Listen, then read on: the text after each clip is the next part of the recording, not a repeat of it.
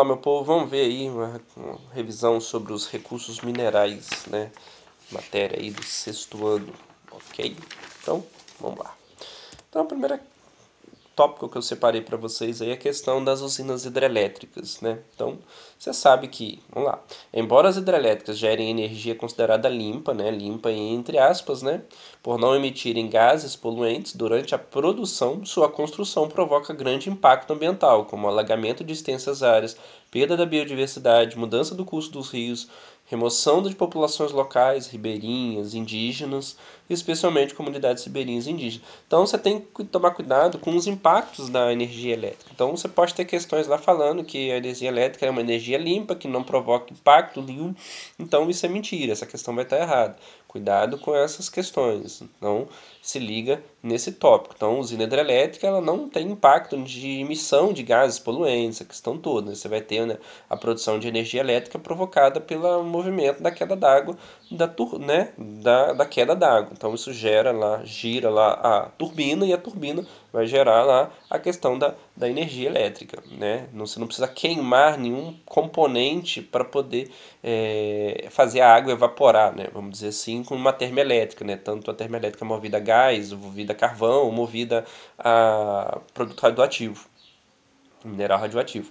Então, nesse ponto, a usina hidrelétrica não tem essa questão de poluição. Mas em questão que você vai perder uma área do rio, pode perder uma queda d'água, que poderia ser usada para o turismo. Então, tudo isso a usina hidrelétrica ela vai impactar no fluxo dos peixes, né, que fazem a desova lá em cima no rio. Então, tudo isso tem que ser pensado como problemas, né, das usinas hidrelétricas.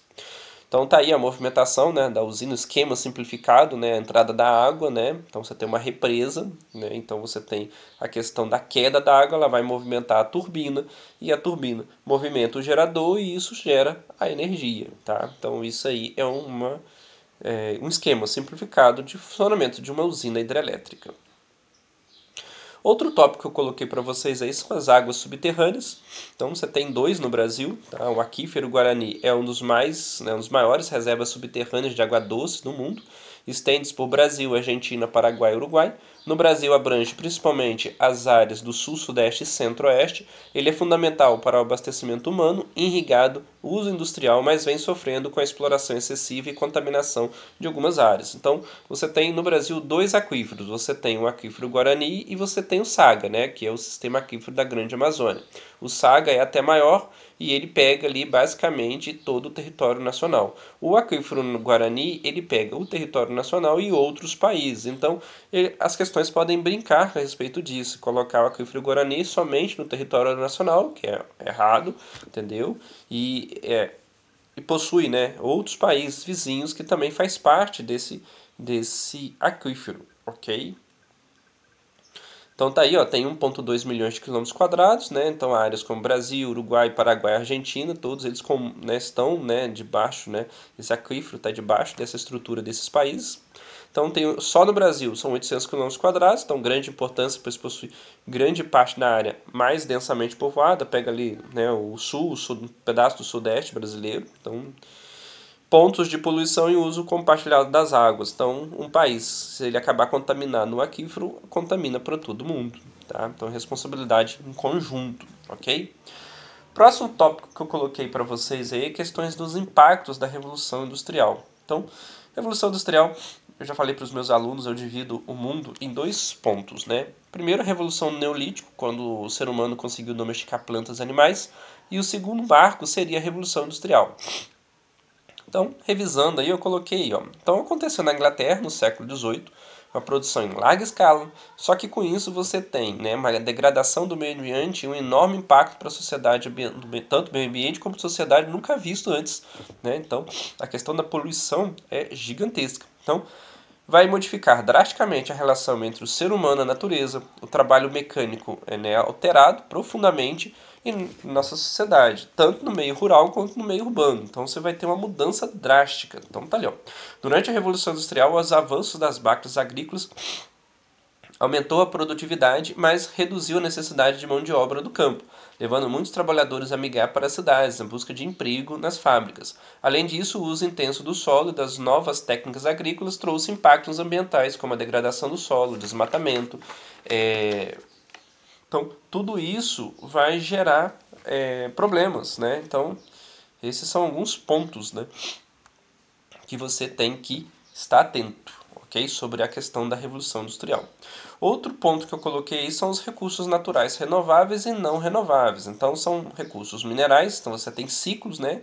Você tem escalas de tempo de formações diferentes. Por exemplo, você tem escala curta, como por exemplo a água, ou bilhões de anos, como o petróleo, né? Uns são renováveis e não renováveis.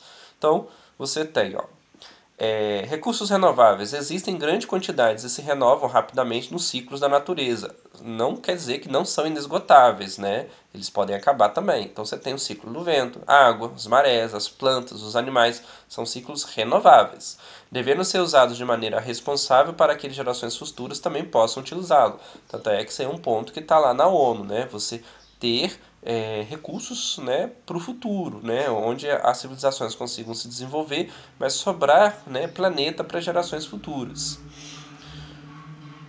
Os outros são renováveis, né? Não renováveis. Existem quantidade limitada que demoram muito tempo ou bilhões de anos para serem formados ou renovados, né? Então, uma escala de tempo incompatível com o ciclo de vida humano. Então, você não vai viver para ver, né, o petróleo surgir de novo. Então, combustíveis fósseis, urânio, a prata, o cobre, então todos esses elementos a gente fala que são não renováveis, que o ser humano não vai conseguir, né, ver isso formando de novo. Ok, meu povo? Então tá ali, ó. Mesmo os recursos renováveis, como água, solos, florestas, podem se esgotar, podem ser usados de forma irresponsável, pois sua capacidade de geração depende do equilíbrio ambiental. Já os recursos não renováveis, como petróleo, minérios, são infinitos, embora não possam ser regenerados naturalmente. Alguns desses derivados podem ser reciclados ou reaproveitados, reduzindo o impacto ambiental e o desperdício. Ok, meu povo? Então, dá uma estudada nesses tópicos que eu passei para vocês, a questão da hidrelétrica, a questão dos recursos renováveis e não renováveis, a questão dos impactos da Revolução Industrial e das águas subterrâneas no Brasil. Então, esses tópicos com certeza vai estar aí na sua prova e são conceitos fáceis de saber, então você dá uma lida nisso e qualquer dúvida é só entrar em contato aí que eu tento te ajudar, ok? Então, obrigado, te vejo na próxima aula. Siga aí, comente, compartilha e fui!